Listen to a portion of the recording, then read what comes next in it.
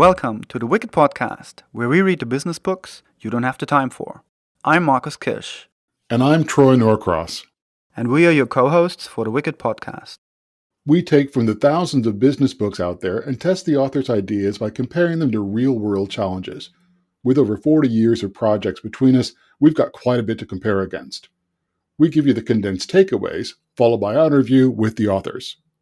We know you want actions, not theories, and it's actions that we want to help shape, because that's what the Wicked Podcast is all about, helping you to become a wicked company. Do you know what that sound is, Marcus? That's dripping water. Do you know why I've got the sound of dripping water? Don't know. Do you want Because me to go I to the installed toilet? my neighbor's washing machine over the weekend, and it's dripping. And all during the podcast, she's been texting me saying, there's a drip in my washing machine, get over here. So, anyway, Marcus, while my friend's washing machine is dripping, who are we talking to today? Wow. Okay. My intros have to become more surreal as well, I guess. And I'll find something for next time. Well, this week we're talking to Karen Cornwell and her book "You Can't Fix What You Can't See." And her book is a lot about the difference between how women and men think, how they approach problems, and the value that a lot of organizations are missing because there's no equality. And if there would be more equality, organizations would function actually much better and would do a better job at what they're doing. Yeah, But they don't. You and I were talking about it before she actually joined the show, and it really is interesting that a lot of the key principles she's talking about are things that you and I have both seen, more so you in design thinking. And how do you actually solve problems in today's world? Specifically, how do you solve wicked problems? Yes, I think, for obviously for me as a man to read a book like that is quite always shocking, makes one very humble, and realizing there's tons of more things going on that I'm rarely really aware of, or I, to be honest, consider, because it's just not part of my brain, or it's not part of my always day-to-day perception. So it's a really great book, I think, for every man to read, to have a look and go, look, those are the numbers.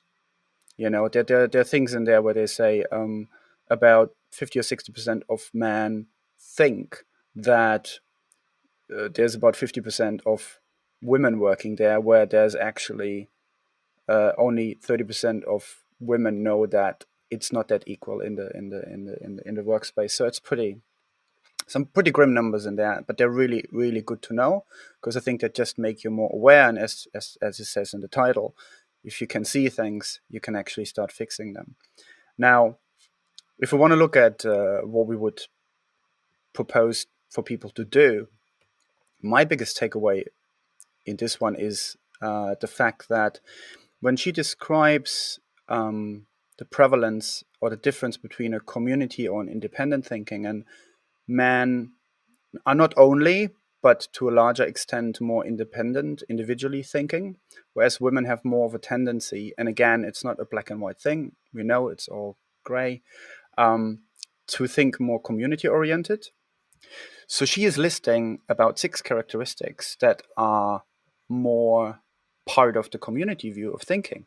One is more collaborative, one is more systemic approach, and so on. And all those 6 characteristics are the one we talk about all the time when we talk about wicked problem solving, which essentially makes women better wicked problem solvers, which means the future of organizations should be more on the side of women, and women will What about statistically a show a woman's higher value. approach? What about a woman's approach instead of women specifically? Because I would Yes. not say that men cannot learn how to act in a more community-centric way, right? No, they can't. Right. But yeah, so I'm obviously trying to be a bit more challenging here in terms of, what actually is worth looking at. Obviously, yes, we should learn, but that's the point. We should learn more of that. So I would propose to organizations to look at those characteristics and say, right, how can we grow these characteristics in our organization better? Because that will create better problem solving, full stop, right? So that alone is my biggest action I would take from this as someone who owns a company or is part of a company, and said, right, those are the things. How good are we on those? Are we good enough or not? That's what I would be proposing based on this book. So I think my takeaway and actionable kind of advice to clients would be to really, take a little bit and look at this unconscious bias training that is starting to become available. Because as the book title says, you can't fix what you can't see. Raising awareness of your biases, both conscious and unconscious, is a great place to start.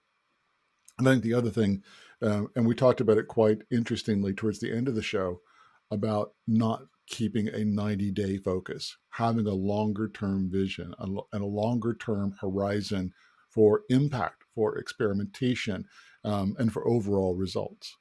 Yeah, I think both of those are great things. And again, I think the bias keeps coming up massively, when we talk to Richard and so on, and to other people, where I think especially leaders to more admit and communicate that they're biased as well, I think is a really good starting point there, to start communicating that. Yeah, and those drips are back again, Marcus. I think we better go I to the wonder interview. why. Okay, let's go to the interview. So, hello everyone. Today we have Karen Cornwell with us. Hello, Karen, and thank you for making time for us. Hey, Marcus, thanks for inviting me onto your show. I've been looking forward to it. Super. So let's, as usual, start at the top and tell us a little bit who you are and why you wrote the book, please. So that's kind of a deep question. So I graduated with a mechanical engineering degree many, many moons ago. And when I graduated, I will not forget that what I really wanted to do was solve problems, complicated problems and hard problems. But I also wanted to stay technical forever. I remember saying that when I graduated. I'll never go into management. Now, of course, I hired on my first job as GE, and I think we all know that they're kind of famous for training management.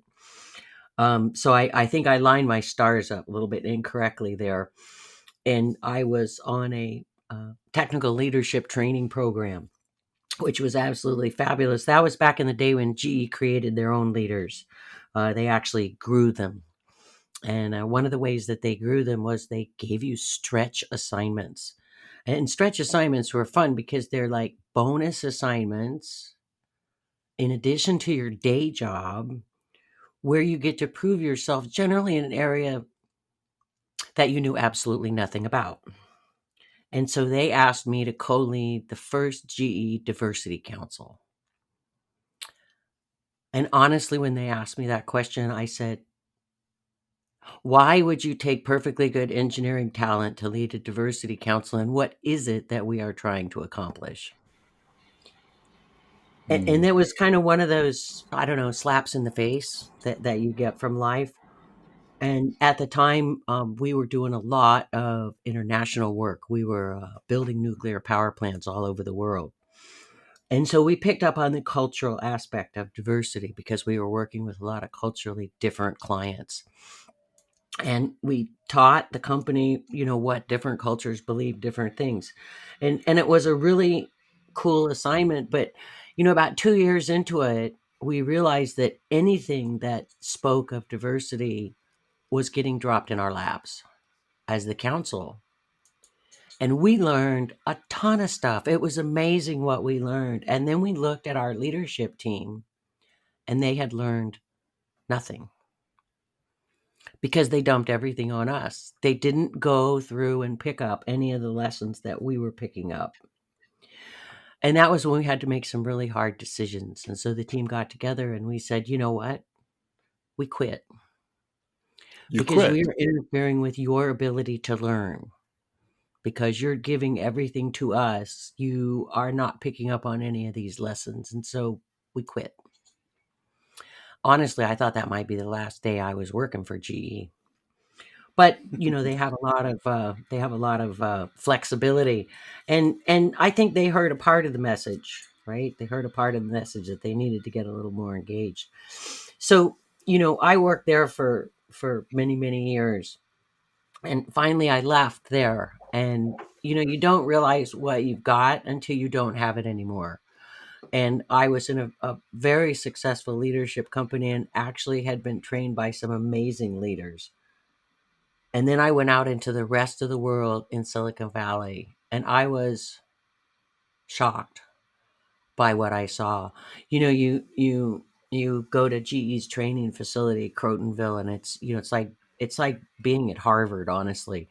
They fly people in, they fly professors in from all over the world, and they teach you all this massive things of what to do. But as a part of that, there's a lot of case studies of companies that did it wrong.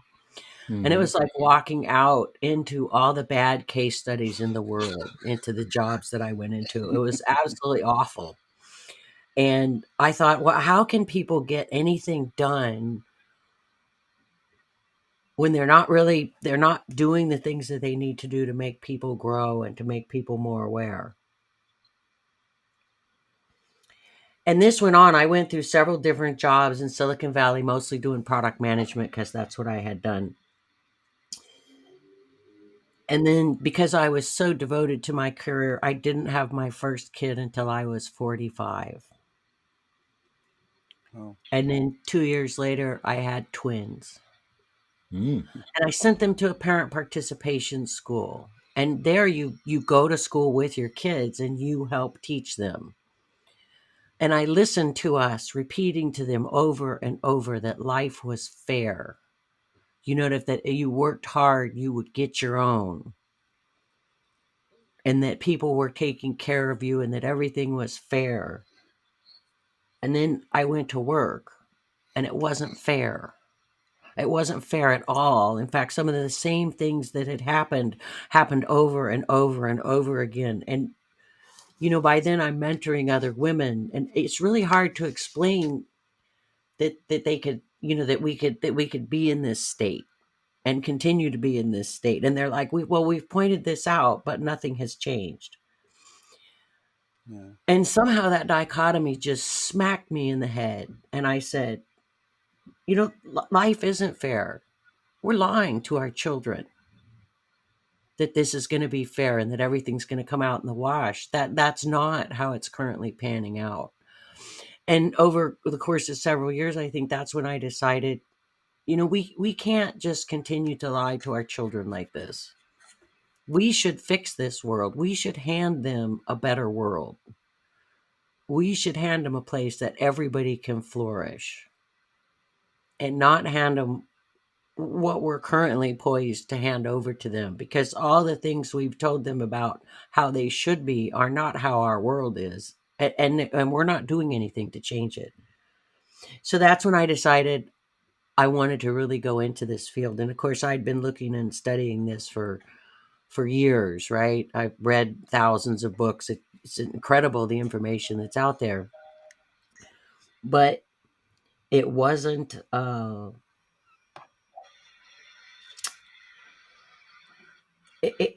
continuing to do product management wasn't going to float my boat anymore. It was like, no, I really think we've got to change this, because we had been fixing this for women since I graduated from college, right? And it's like we haven't fixed a thing really. So I kind of devoted the rest of my life to this, and I said that this is what I'm going to do. I had an opportunity to write the book, to put my thoughts down on paper, if you will. And I did that and published it at the end of last year.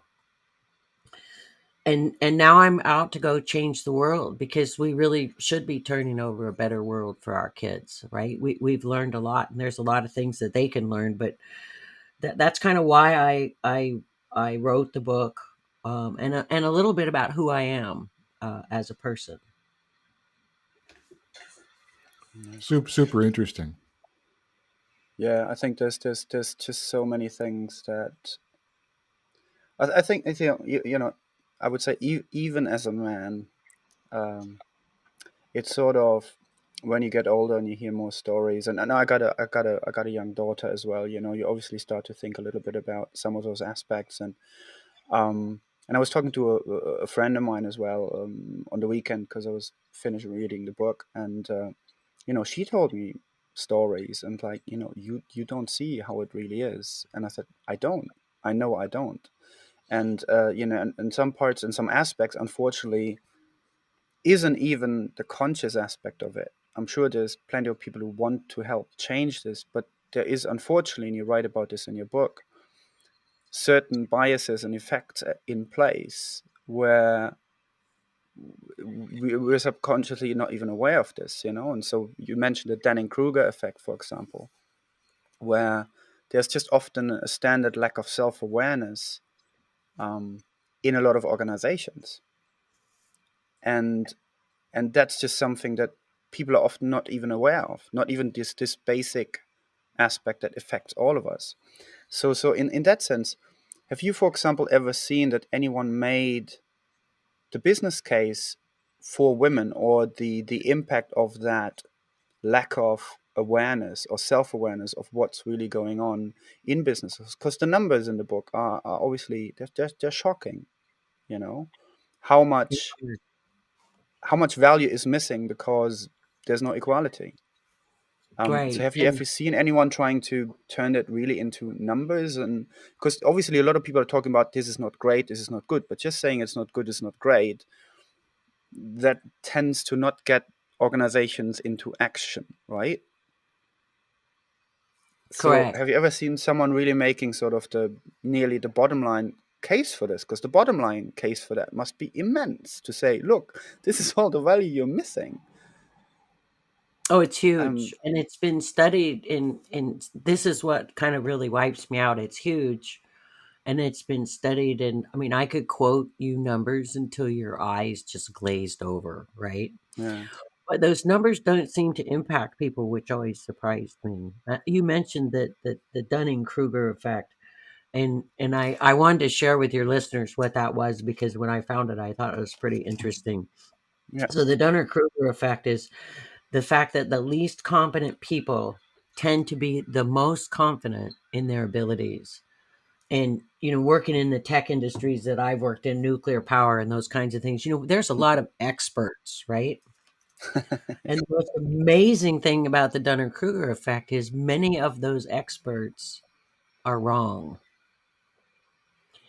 And I think we see some of this. I think we've seen some of this with the Center for Disease Control and masks and what we're supposed to do in the coronavirus.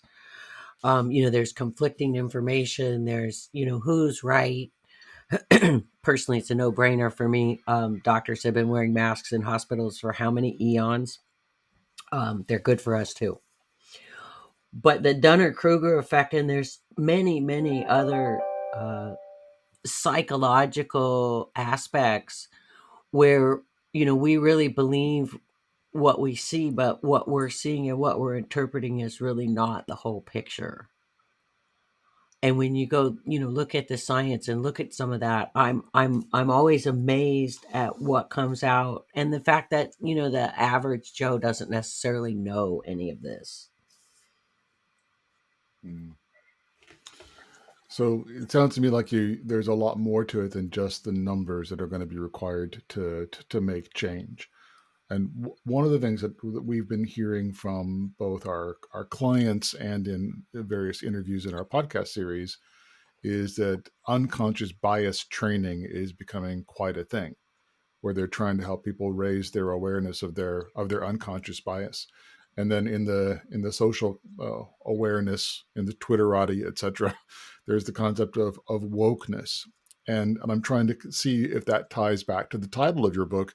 You can't fix what you can't see. Do you think that unconscious bias training or overall the trend of wokeness is a good trend? Do you think it's being effective?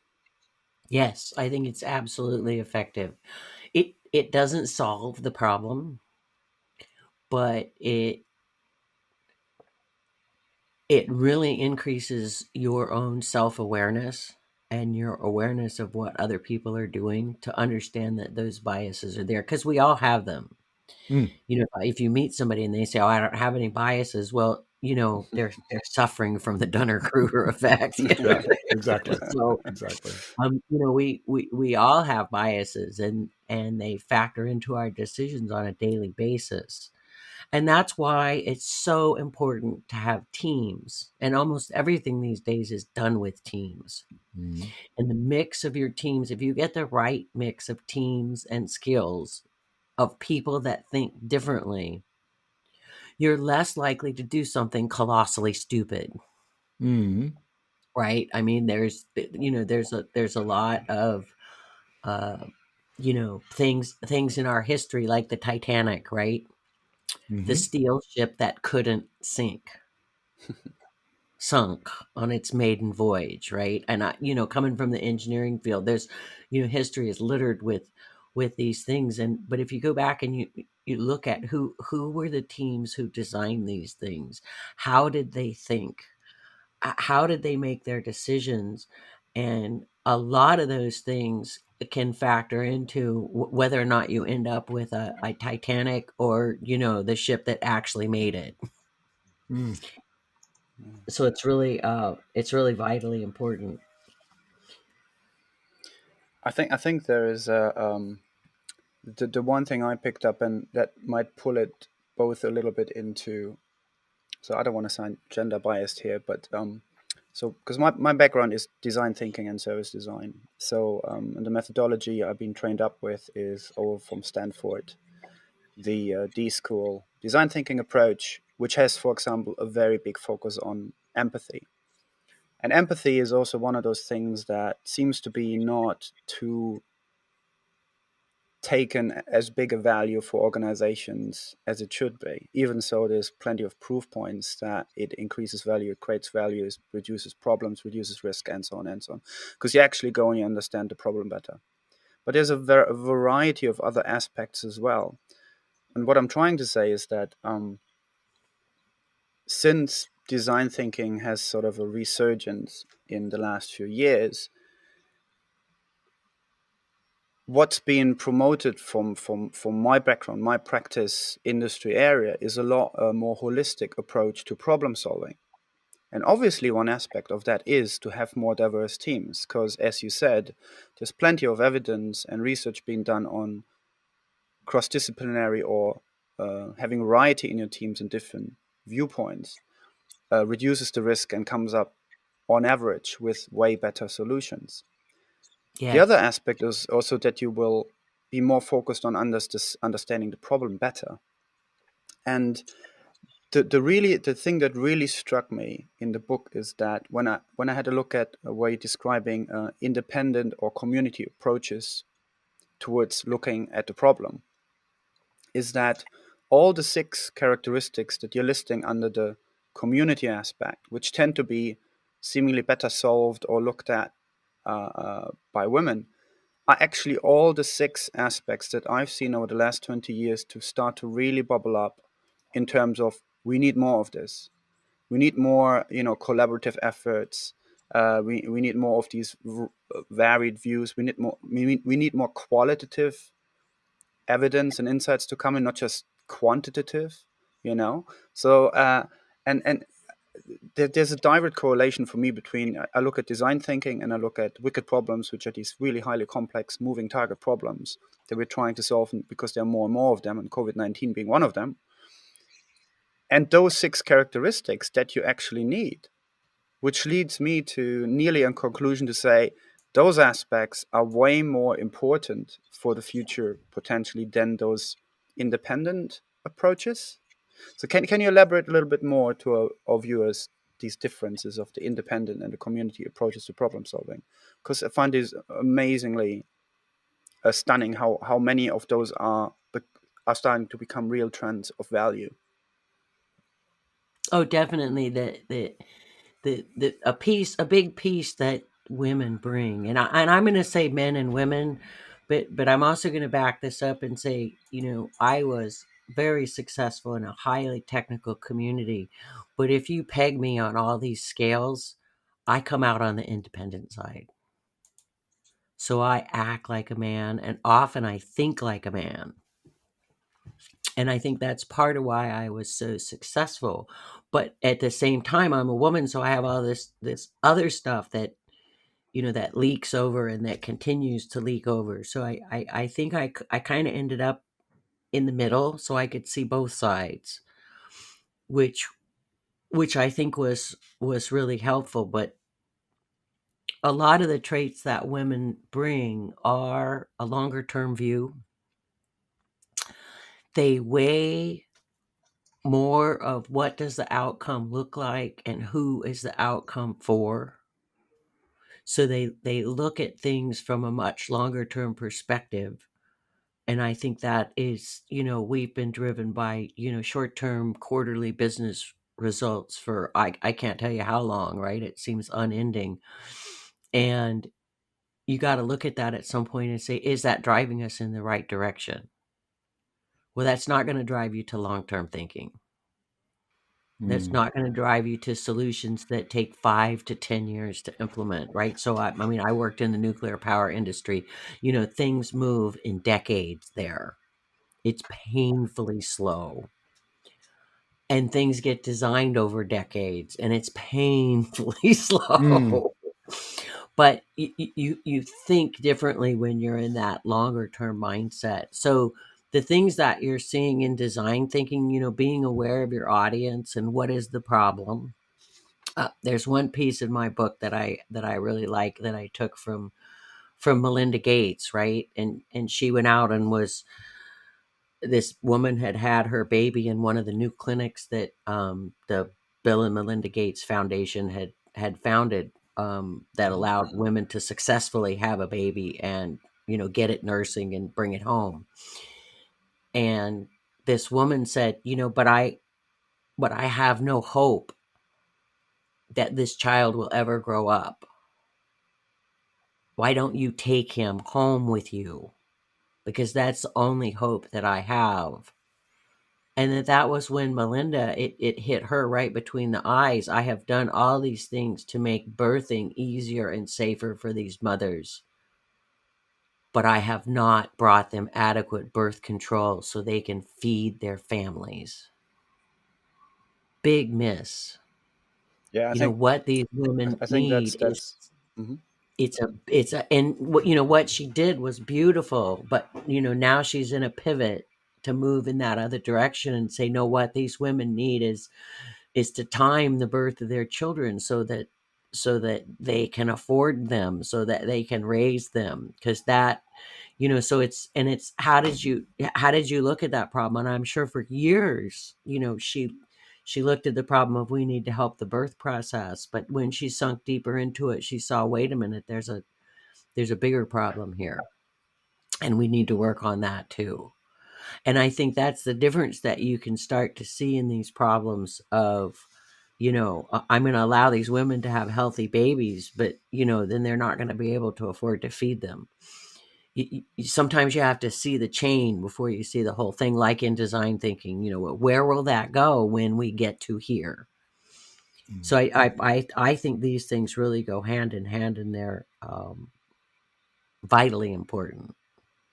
Absolutely, and I think I've seen those. That's the thing I found also often very flabbergasting on working on big transformation and change programs, where it should be a bit more common sense to know that this takes a long time. Yet, despite that fact, companies want returns or something to already happen and work within 3-4 months. They set it out for 2 years, and before you know it, budget for the second year's cut. Yep. It's a couple of months, and then the numbers have to come back, and you go, these things don't react like that. These things don't work like that. And I've seen tons of innovation efforts fail for the same reasons. Even if things got built, as you said, the context is not set. So you build something and then you put it into a new team or a new department of the company, and they were not prepared for it. They didn't know what to do with it, didn't have time with it. There was no one there to take care of it. This kind of nurturing aspect or the growing aspect it just doesn't exist often. And that's what companies really need to learn. Yeah, but it's one of our favorite subtopics is Milton Friedman's kind of philosophy that the only purpose for a corporation is to increase shareholder value. And that kind of started off on the first layer. And now it's increase shareholder value every 90 days, like over and over and over. And nobody can do long-term thinking. And even our politicians are only looking as far as their next reelection. Nobody wants to Right. make the hard choices that are 20 years or 25 or 30 years down the road. And we keep hearing about China, China, China. Well, China has 100-year plan that they're executing on any given time. Yes. I So, I think mean, that they are much more integrated than we are. yeah, absolutely. Moving on to another one of our questions, because if we're not careful, and this happens to us almost every episode, we run out of time before we run out of questions. Uh, so business has It's a good classically problem to been, have. it is a good problem. Business has been classically very competitive, and possibly maybe you'd agree that men are competitive by nature. I found it really interesting that you said, yeah, part of your philosophy, part of your nature is indeed more independent, because that was kind of where you grew up and where you learned leadership. But business today is moving towards being more collaborative. And another broad generalization is that women tend to be more collaborative, kind of in the way that they're thinking and the way they approach problems. I come from a business background focused on blockchain and blockchain systems.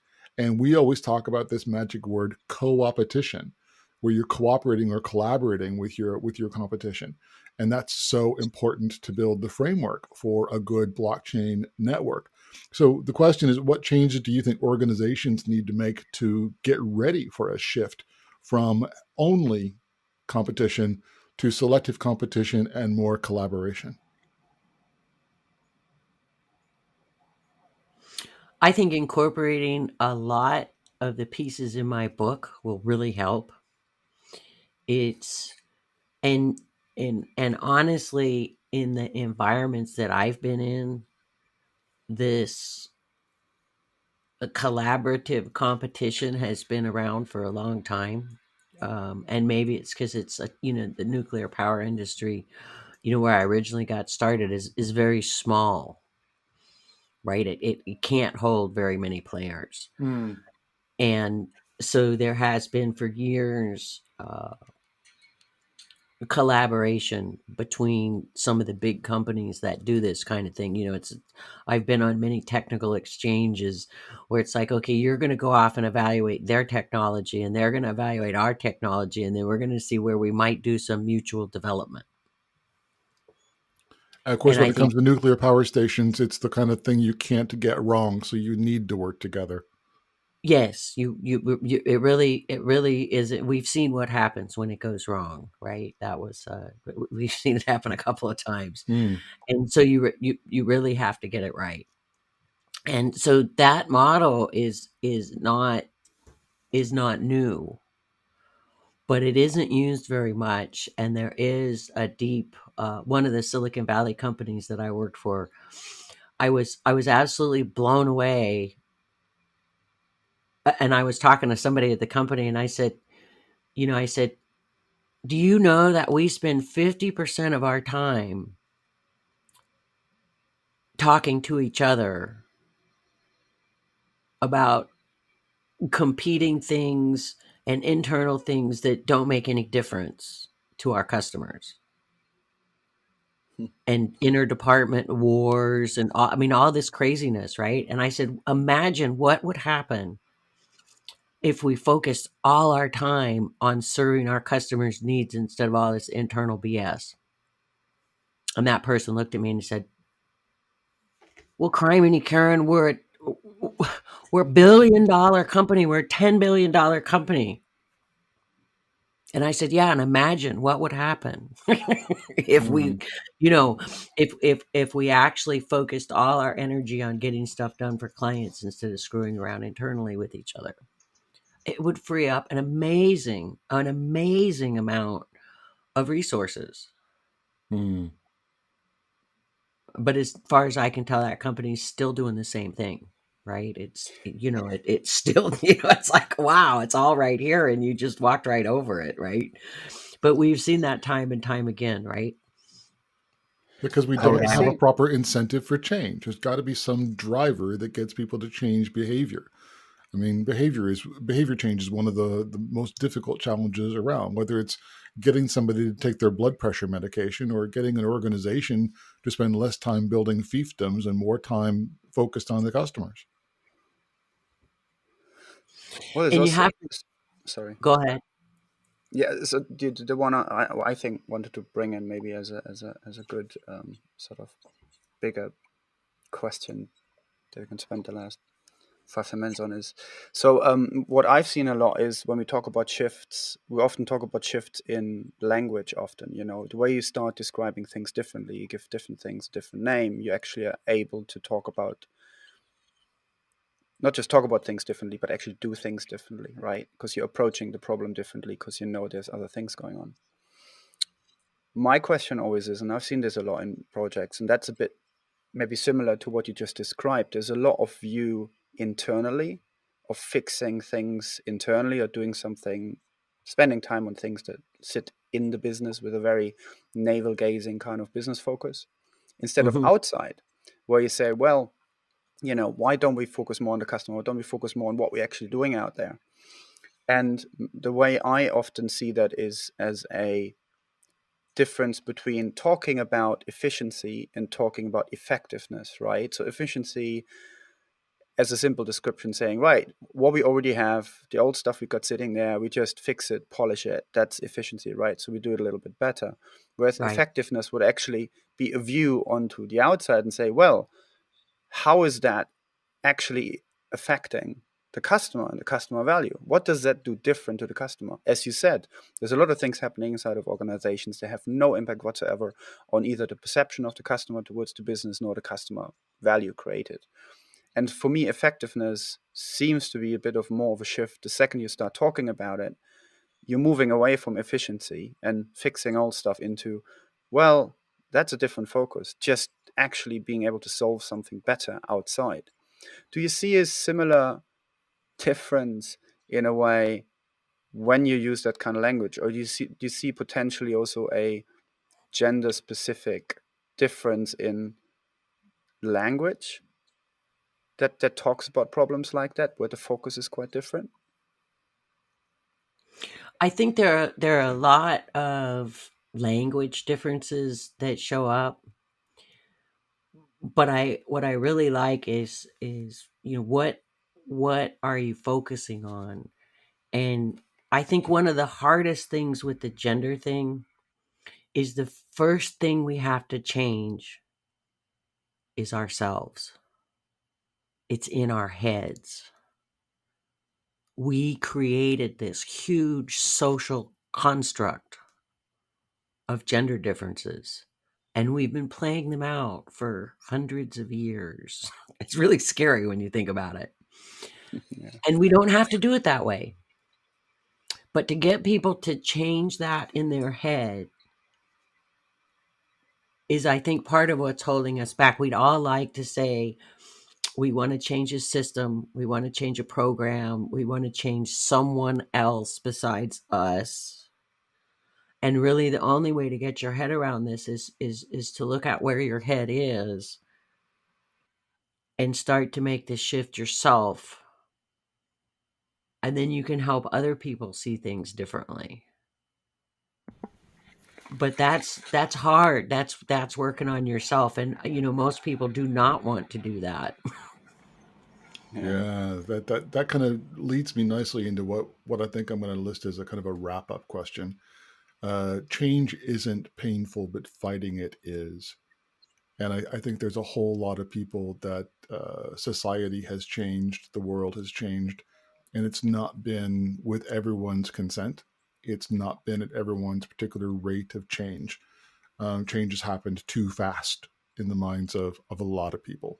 That just tends to be the way society is. Things are just changing really, really fast, and we're not even talking about technology per se. Um, as a Missouri guy, a corn-fed Missouri guy, um, I'm watching American and the elections that are currently going on, and the big move of "Make America Great Again," which largely aligns with returning to things back when they were in the 1960s, and that was pretty much a male-dominated sort of environment, at home and at work. It was Don Draper, it was Mad Men, and all things in that regards. And even here in the UK, the UK has voted to leave the European Union for Brexit. And a lot of people were like, we didn't need the EU before, we don't need the EU now. Let's go back to kind of the pre-1970s time. And again, it was predominantly more male dominated. So even though we all three of us on this call are talking about or on this podcast rather, I think it's a cult, but gosh knows things are changing all the time. Um, that the going forward is indeed about collaborative. It is indeed less kind of gender disbalance, more gender parity, more collaborative working, and the change is going in the right direction. I still see a lot of society pulling to go backwards, the way things were going before. And I'd love to just get your take on the big society moves as a final question. So I love that.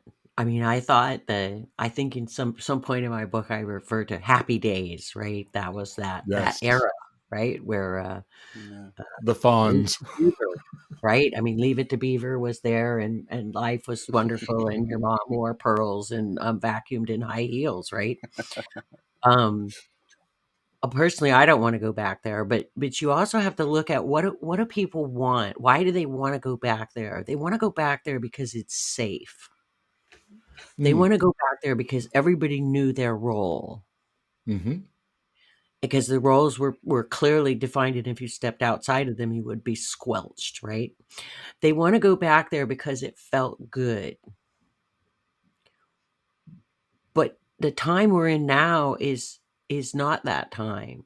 At that time, we were isolated nations. Mm-hmm. And what we did not depend on what China did or what Japan did or what other countries did. We are now so integrated that when we have a flu, it's a pandemic. Mm-hmm. Right? We managed to spread that baby all over the world. So you can't go back.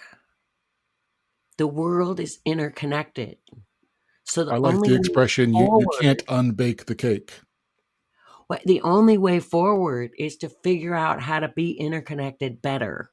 Mm. And then we can learn, and we're back to now we can learn more from each other.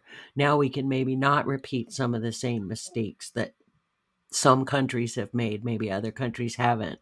So I want that feeling too, right? But I recognize we can never, we can't go back there. Even if we said we're going to close the borders and we're going to go hide, we're in an interconnected world. What we do changes what happens in the UK. What China does changes what happens in Iran, right? Things are interconnected, and it's very complicated, and we need to learn to deal with it. And we need to look at it from a broad-based perspective of what's good for everybody. When you look at global warming, we all want to point our fingers and say, it's somebody else who's the bad guy. But you know what? We only got one planet. Mm-hmm. And we're, and there isn't a lifeline coming from another universe that's gonna, suck the ozone and make our world all better. We're the only ones who can do it. And I think that some of the things that are in your book give people a bit of a roadmap on the changes that they need to make to be able to do that.